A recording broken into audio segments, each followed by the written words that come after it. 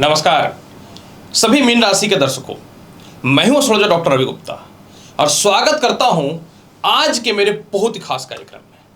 जी हां, प्रिय मीन राशि वाले, आज मैं आपको बताऊंगा कि गोचर में एक ऐसा बदलाव हो रहा है ना कि सभी मीन राशि वाले दर्शक यानी मीन राशि वाले मित्रों, ऐसा समय आने वाला है ना कि पूरी दुनिया जो है ना तुम्हारी सफलता से जलने लगेगी। जी हां मित्र, ऐसा समय आने वाला है कि पूरी दुनिया तुम्हारी सफलता से जलेगी। अब आप सोच रहे होंगे कि आखिर गोचर में ऐसा कौन सा बदलाव हो रहा है, किस कारण से हो रहा है, कब से होगा, यह सभी महत्वपूर्ण जानकारी मैं आपको दूंगा और साथ में यह भी बताऊंगा कि और इसके फल को बेहतर बनाने के लिए आपको कौन सा उपाय भी करना चाहिए। सबसे पहले मैं आपको यह बता दूं कि ये जो मेरा राशिफल है चंद्र राशि पर आधारित है।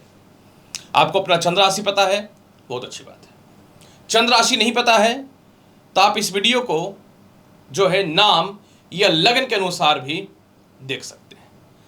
सबसे पहले मैं आपको यह बताना चाहता हूं मीन राशि वाले कि 1 मई 2024 को 12 वर्षों के बाद देव गुरु बृहस्पति, सिर्फ ये देवताओं के गुरु नहीं है, ये संसार में जितने भी मनुष्य ज्ञान का काम करते और धन को अर्जित करते हैं सभी के गुरु हैं। जो प्रत्येक मनुष्य को ज्ञान और धर्म का सीख पढ़ाए वह गुरु कहलाता है। तो आपके जीवन में 1 मई 2024 को दोपहर का 1:50 से लेकर के 14 मई 2025 तक देव गुरु बृहस्पति जो है ये मेष राशि यानी द्वितीय भाव को छोड़ करके मीन राशि वाले आपकी कुंडली के तृतीय भाव पे विराजमान हो जाएंगे। तो मैं आपको बताऊंगा कि यह जो गुरु का राशि परिवर्तन हो रहा है, आखिर क्यों दुनिया आपकी सफलता से जलेंगे और आपके लिए यह गुरु का ट्रांजिट इतना ज्यादा महत्वपूर्ण क्यों है।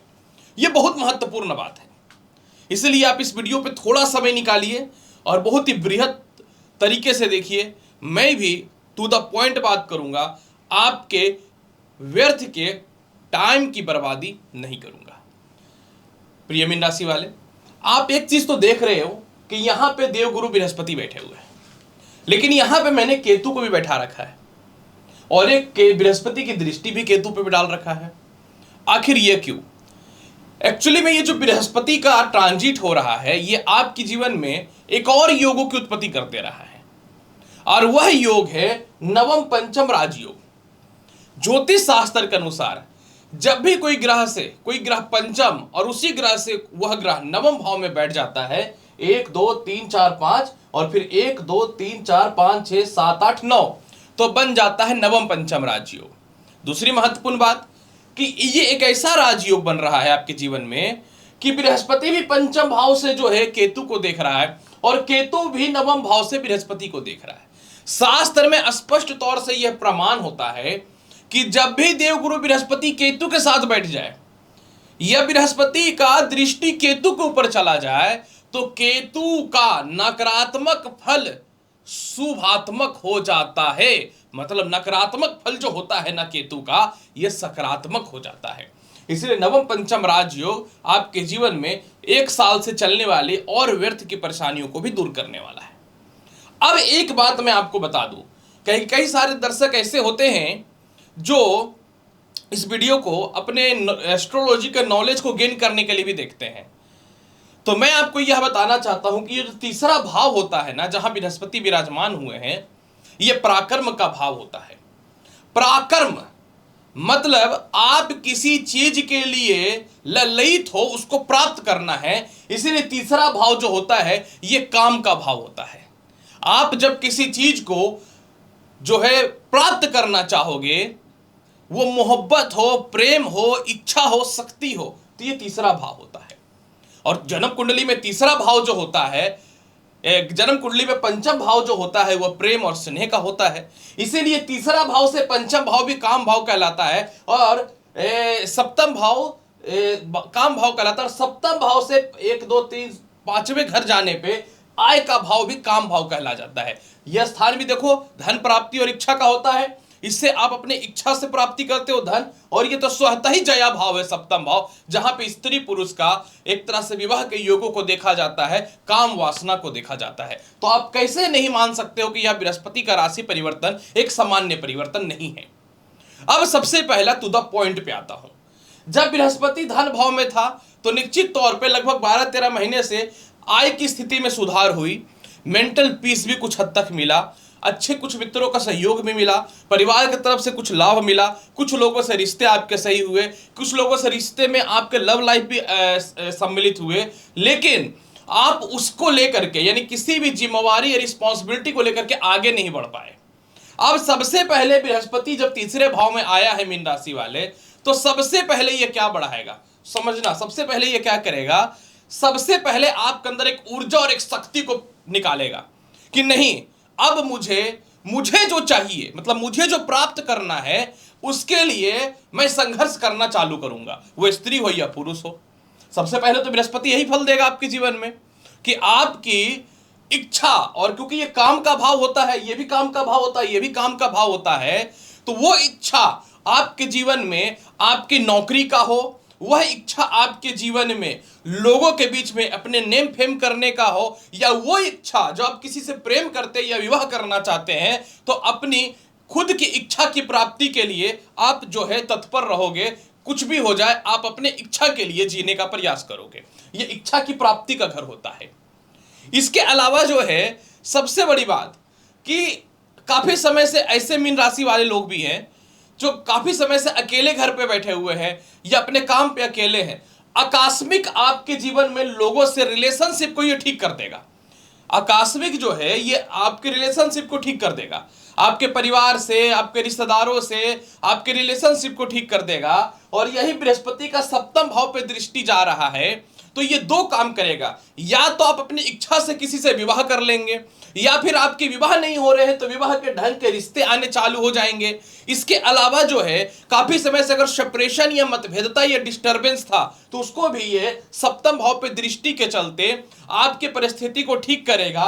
और क्योंकि ये आय भाव को भी देख रहा है, किसी कारण से जो है कह सकता हूं कि ऐसी स्थिति बनी हुई है कि इनकम बेस के, यानी पैसे कमाने के चक्कर में या परिवार की रिस्पॉन्सिबिलिटी के चक्कर में सेपरेशन है या अलग अलग रहने की स्थिति बन रही है, तो इसको एकजुटता करने का यह प्रयास करेगा। यह सबसे बड़ी बात रहेगी आपके जीवन में मीन राशि वाले या बृहस्पति का ट्रांजिट पे, क्योंकि मीन राशि के ही स्वामी देवगुरु बृहस्पति होते हैं, तो आपके ऊपर जो है बृहस्पति का और भी ज्यादा सकारात्मक फल मिलेगा।